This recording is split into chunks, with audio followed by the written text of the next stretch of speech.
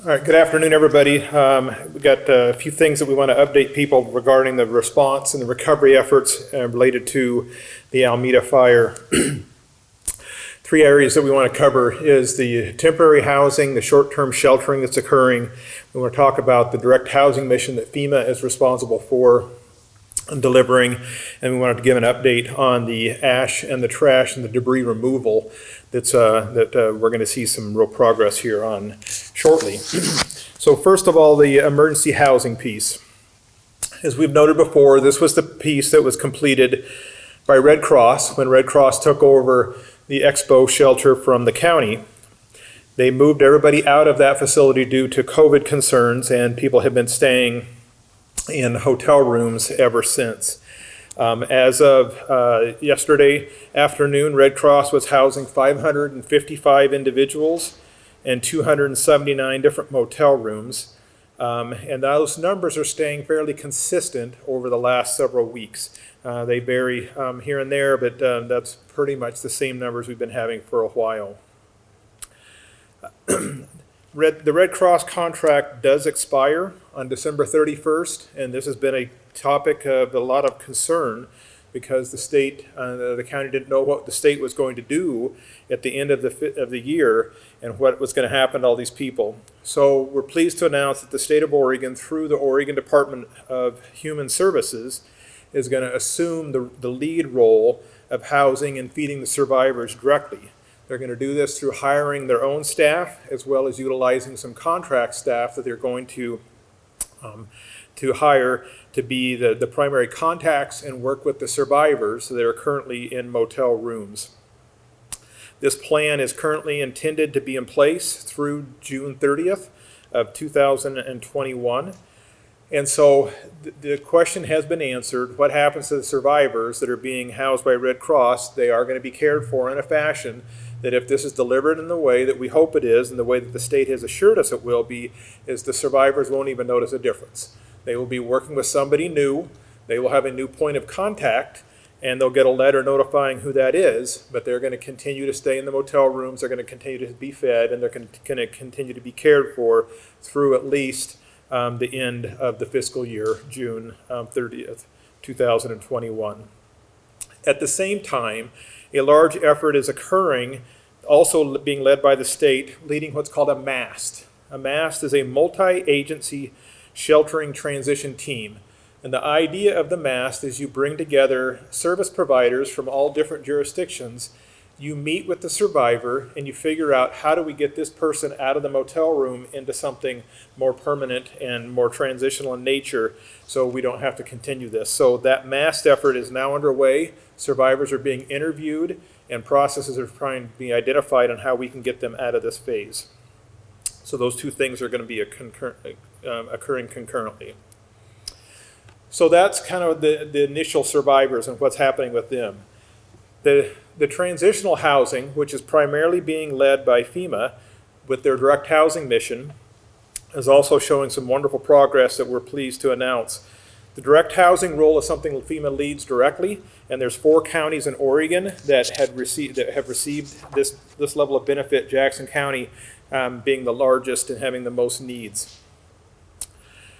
As we've talked about before, as FEMA leads this process, they have a couple of processes that go on concurrently. One, they talk to the survivors, they interview them, they try to determine what their needs are.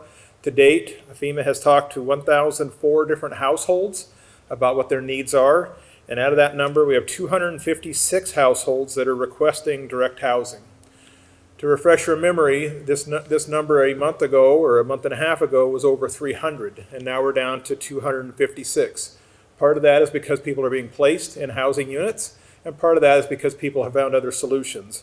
But the number started off over 300, and now we're down to 256, and each day that number continues to drop because solutions are being found, which is wonderful news. This process, as we've talked about before, is the search for housing continues. FEMA is not done with that, and they are continuing to look for, what do we do with these 256 households? Where do we put them? So they are still evaluating different sites. They're still looking at different RV parks. They're looking at group sites. They're looking at a variety of options to determine how to solve this housing need. These are not in necessarily priority order, but the most common solutions that are being talked about now we've talked about before, but we'll just provide an update on them. So rehabilitating an existing mobile home park is a very high priority. Going in and cleaning up the park, removing the debris, making sure the utilities are operational, bringing in a FEMA trailer and paying that park owner rent for people to stay there is still a very high priority for FEMA. Currently, they have 7 different mobile home park owners with 8 parks that have expressed an interest in participating in this program.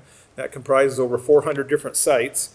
The county loves this option. This is our preferred option. This is the option that we continue to push and encourage FEMA to pursue.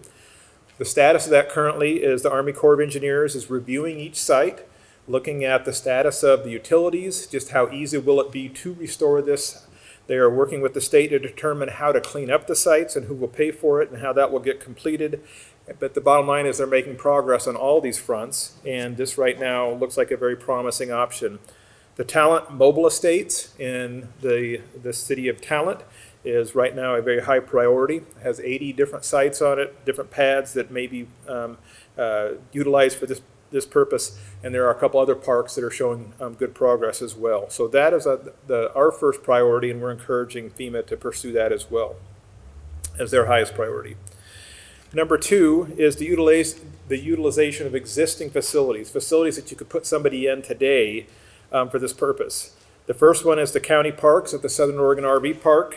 To date, we have 20 different families housed in 21 different RVs at that park, and we have just recently signed amended the contract to add 12 more pads to the Southern Oregon RV Park as well. So now we're looking at 33 different sites in the Southern Oregon RV Park to use for this purpose.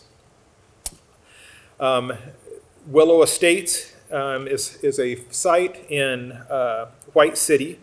This is a subdivision that was not built upon, but the utilities are in place. On December 9th, FEMA started construction and broke ground to complete that facility to bring in 23 mobile home units.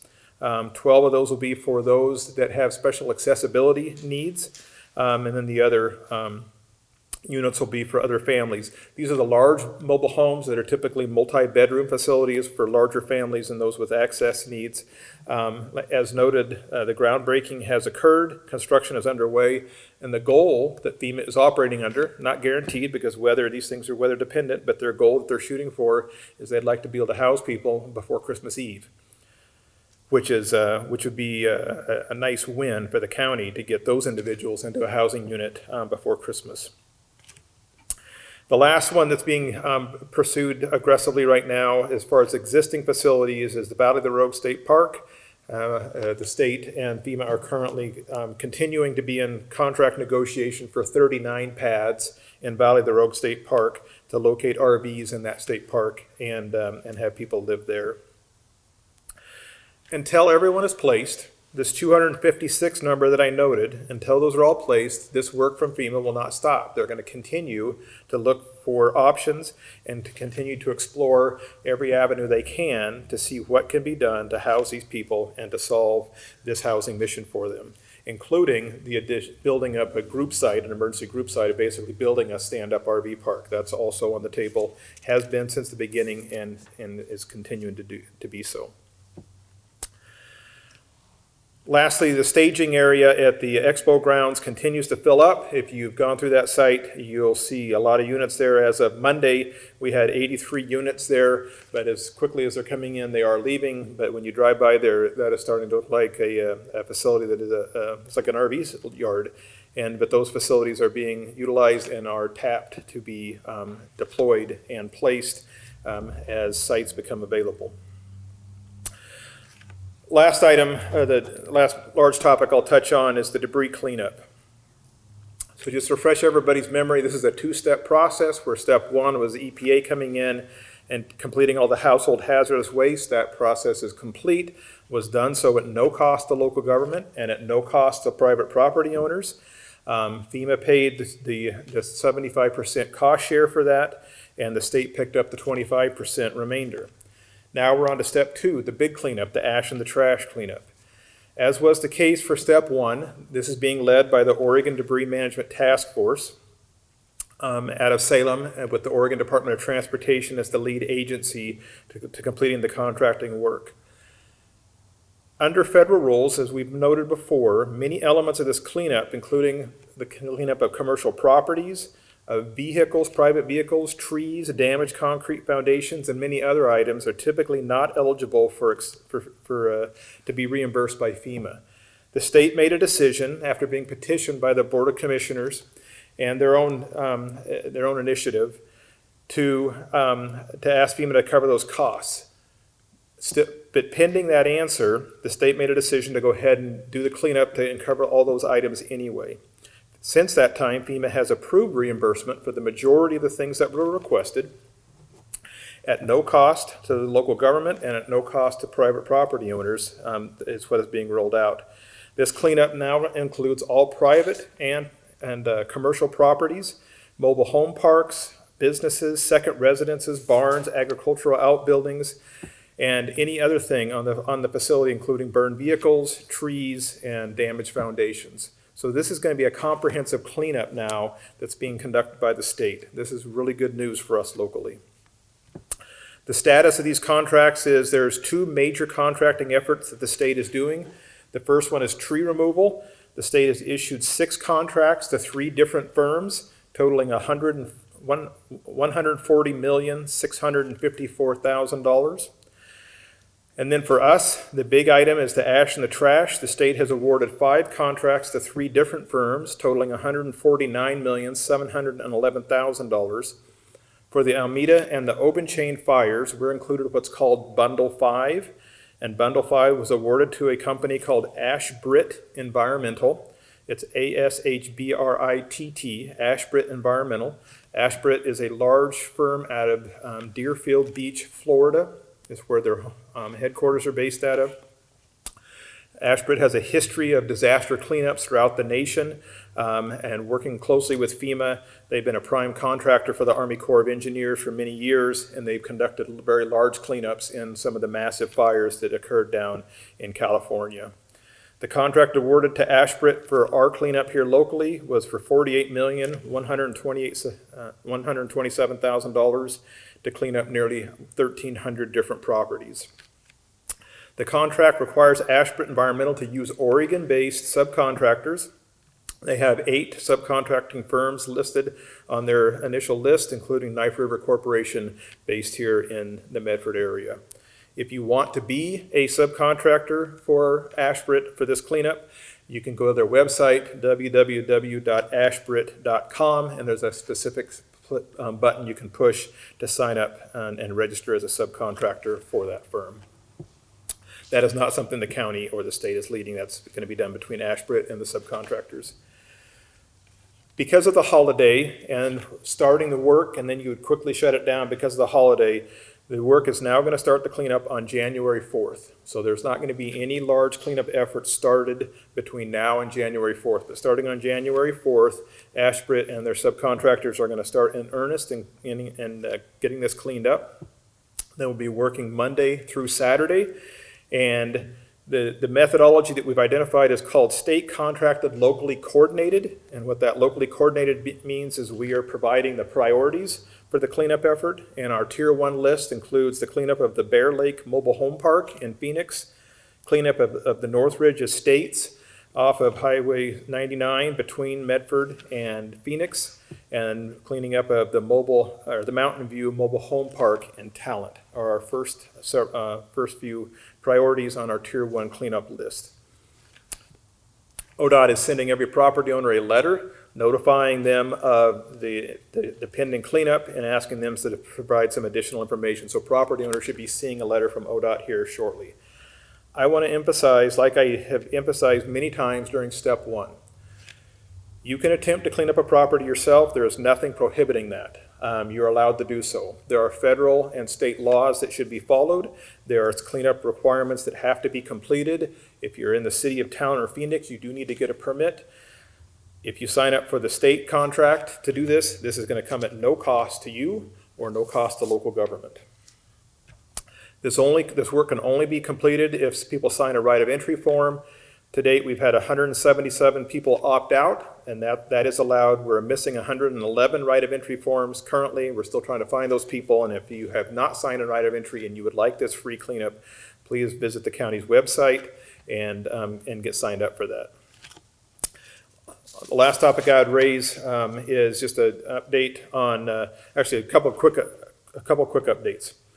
To date, FEMA has 4,594 valid registrations, and they have provided $23,109,000 to survivors, of which $18,806,000 is for housing assistance and $4,300,000 is for other assistance.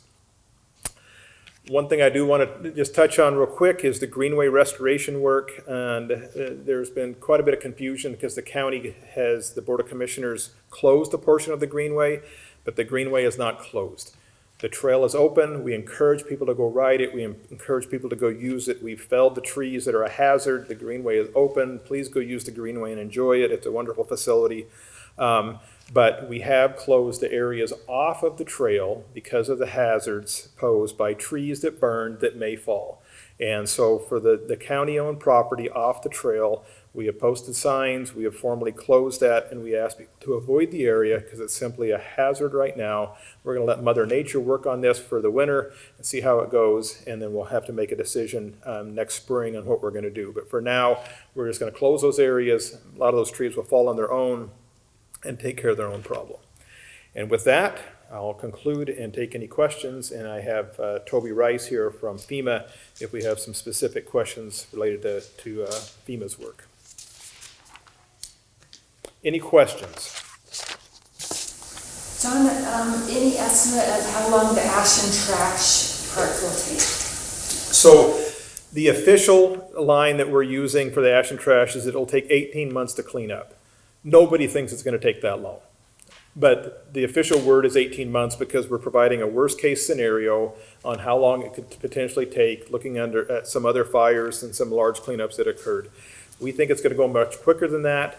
The contractors that have been hired are contractors that don't mess around, so we expect it to be done quicker, but the official word we're saying is it could take up to 18 months. Yes. Do we know how the state housing will work? You said that they're going to be hiring people. Will they be hiring residents within the county? So they are trying to procure staff right now to do that, and that solicitation is open to people that live in the county if they want to apply for those positions. They also have some contracts that they're working with, so there's some people that have been hired through other firms already. But if you're interested, I would encourage you to go to the Oregon Department of Human Services website and see what jobs are available to look at that. But they're going to use their own forces, they're going to hire new forces, and they're going to use some contractors. But the bottom line is they're going to have one person assigned to 5 hotels. So each person will have 5 different hotels with the number of survivors in each one of those hotels. So you're going to have, frankly, we're going to if they do this, we're going to have better service than we had under Red Cross, because under Red Cross we had to call people in Salem frequently. We're going to have someone locally that's going to be able to go knock on a door if there's a problem to help solve that problem. Other questions? Yes, Vicki. John, for the 3 properties that are the priorities for ash and trash, could you say why those are priorities? And for example, are the mobile park owners committed to rebuilding, for example? Is there a reason why they're on top of the list? Yeah, so one of the things that we wanted to do is we want to get the cleanup effort off to a good start. And one of the ways that you get off to a poor start is you have the contractor work on this house and then pick up all their equipment and move over across town and then work on this house. It's just very inefficient. We wanted to put them in a location where they could just do a whole bunch of work really quickly at once.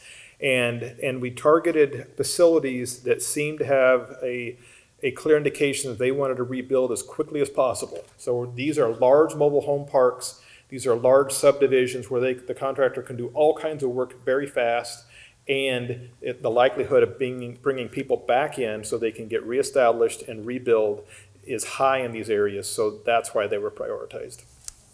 And what's Northridge Estates? Northridge Estates is a subdivision off of Highway 99 that included mobile homes. It included duplexes and fourplexes. It had a variety of, it was a mix of multifamily housing in different ways. And it's right at the end of a road called Northridge Terrace.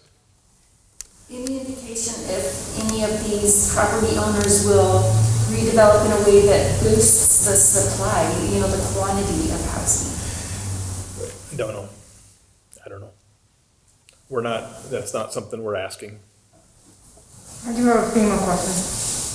So the question is, were these parks or these facilities that were identified, has there any indication that they're going to redevelop to higher densities? Are they going to change the housing mix? Or are they going to do something different in order to allow more people to get in there? And we simply don't know the answer to that yet. That's going to be something that they're going to have to work between themselves and the local government and the building officials to determine how to redevelop. Okay, so I had a resident reach out to me saying that they didn't know that they could be reimbursed for certain cleanup through FEMA. Is that still able even though the deadline has passed? So I think I understood the question correctly. Sorry if I couldn't hear correctly, but you were in contact with a survivor who had some damage that FEMA had not thus far helped with, but they had already gotten a decision from FEMA. They wanted to include that. So the answer is that yes, for any individuals, any families that had disaster-related damages that were not covered by their insurance, and we're really looking for serious needs, essential needs, they should continue to be in contact with FEMA at the number they should have, 1-800-621-3362, and make sure that FEMA understands any changes they might have, whether they've discovered some damage or some need that they did not express, or if their housing situation has changed, anything along those lines. And while I'm here, I'd like to also just add to that, there are undoubtedly some families who received a referral to the Small Business Administration program. So if we're talking about maybe essential personal property, for instance, or possibly medical, dental, funeral, any of these things, that's a portion of the program called Other Needs Assistance. And some of that, we would ask people if they have any other resources, potentially the ability to pay back a loan. So they would get a referral to the Small Business Administration. I would just encourage people to fill that out. I know the Small Business Administration has been making phone calls to survivors, but it's just important to know that that's a key part of the recovery. And for some of those other needs like essential personal property, it's important to fill that out if you receive that referral. There are no fees, there's no obligation, and sometimes that's the best source of funds for people to recover. What if they miss the deadline to register originally? Sure, that happens sometimes, and if they have a valid need, we certainly encourage them to call that same number and explain why they were not able to register on time.